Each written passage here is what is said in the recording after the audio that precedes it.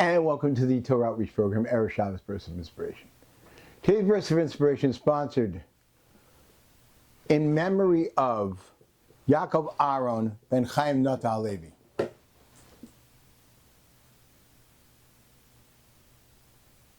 Rabbi Yakov was a very, very special person. He was part of the Torah Outreach Program's classes, but he was very different than what we were used to. First time I met Rabbi Yakov, he came to a bracha party that I made, where I was teaching people to make brachos on food. And he seemed to be overly comfortable with the idea, to the point that it was part of his life, which is not something we're used to in Tom. Afterwards, he showed me something. His father's will, where his father told his children to make sure that their children never forget to make brachos on food. I realized that this is a different kind of person. And we started talking. We learn one-on-one every once in a while. And Rabbi Yakov was somebody, instead of my teaching, he was somebody that I was able to learn from.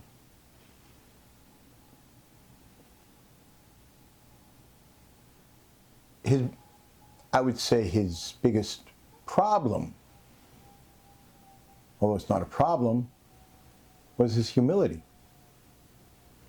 I didn't realize the greatness of the person I was speaking to for a very long time, because of his humility.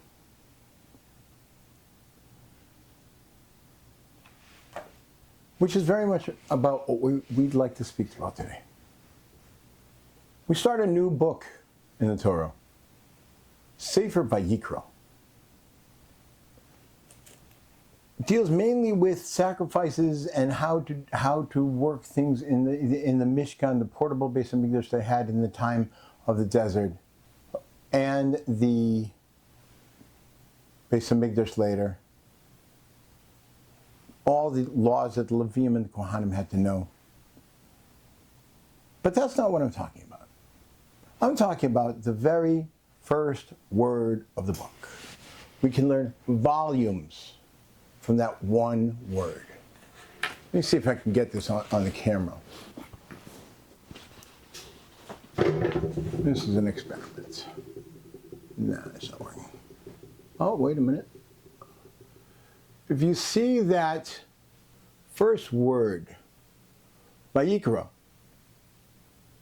it is spelled with a small aleph at the end.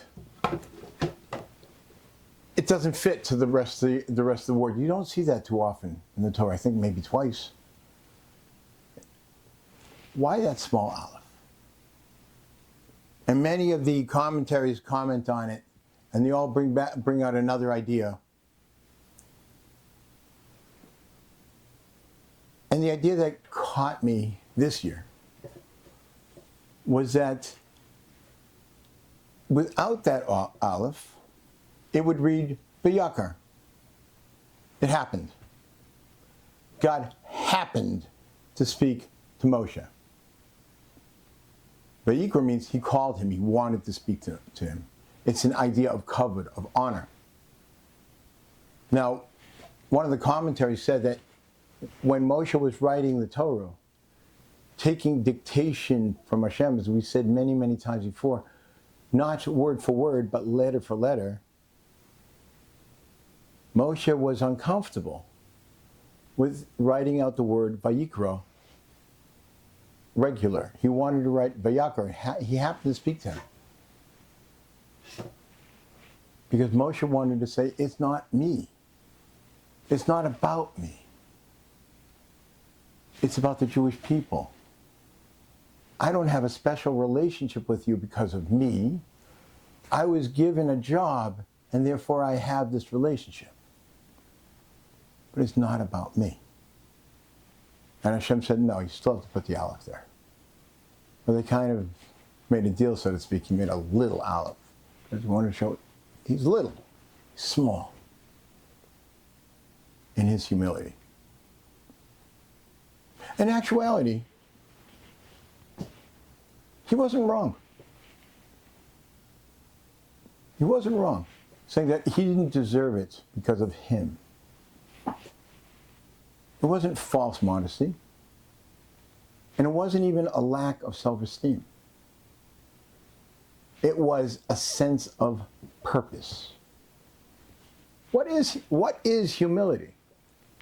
Is humility somebody goes around thinking, I'm a nobody, I can't do anything? If that was humility, nothing would get done.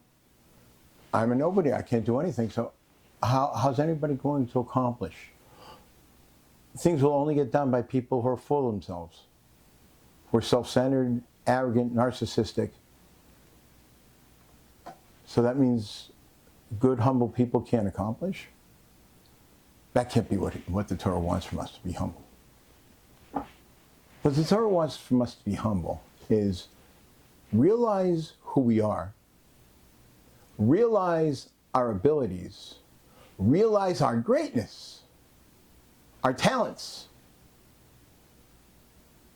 and then realize A, where it comes from, and B, it's not a gift, it's a responsibility.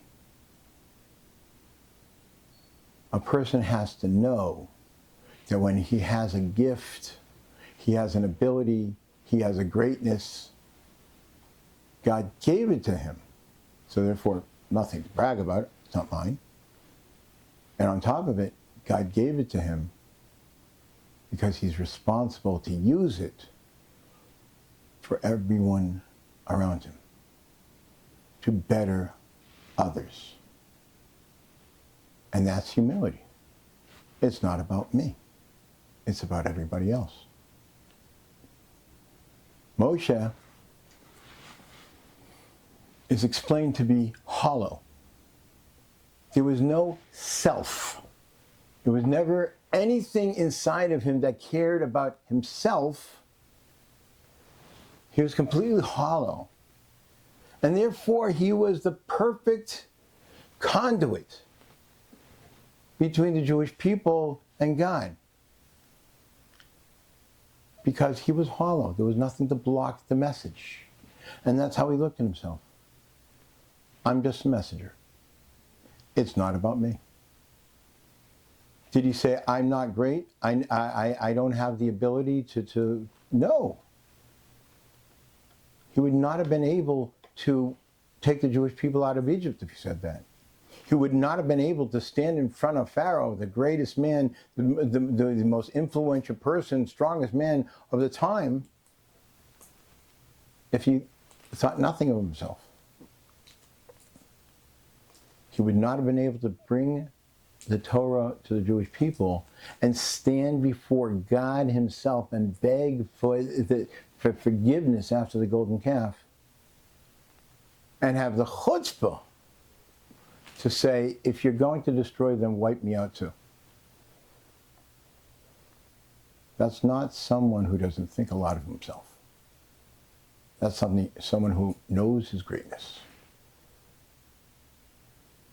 Reminds me of a story. Moshe Feinstein, also Moshe, named after Moshe Rabbeinu. Moshe Feinstein, the greatest rabbi of the 20th century. He was one time in a lobby in a hotel, learning, had a Gemara on his lap. Little boy got lost in the lobby, lost his parents, wandering around the lobby, and all of a sudden he sees this sweet-looking little old man with a white beard, jumps over to him, jumps on his lap.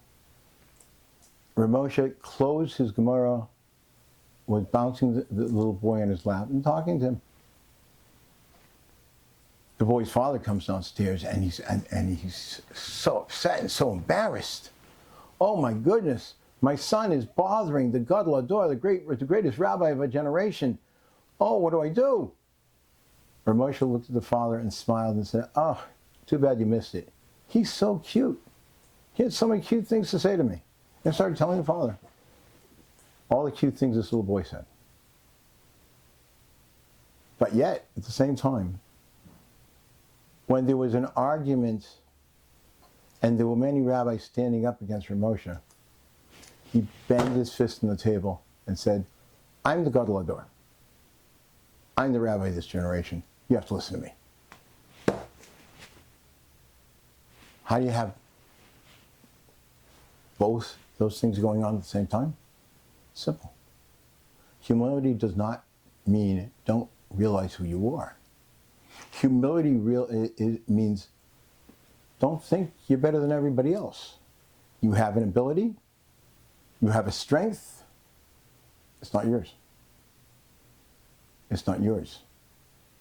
It's a responsibility. Maybe that's why the word ability and responsibility are very similar. Could be. But the word Vayikra, that little aleph at the end, he didn't want it there because he said, it's not about me.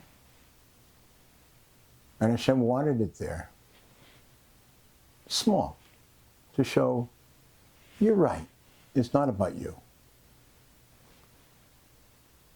But it wouldn't be you at all unless you understood that you have that ability.